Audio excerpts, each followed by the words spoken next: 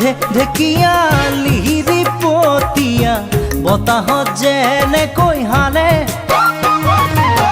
ঢোলৰে চাপৰ তোৰে লাহি কঁকাল দুচেও তিনি চেওকৈ ভাগে তোৰ দৰে নাচনি দেখি শ্ৰীকৃষ্ণই বাঁহী বজাইছিল।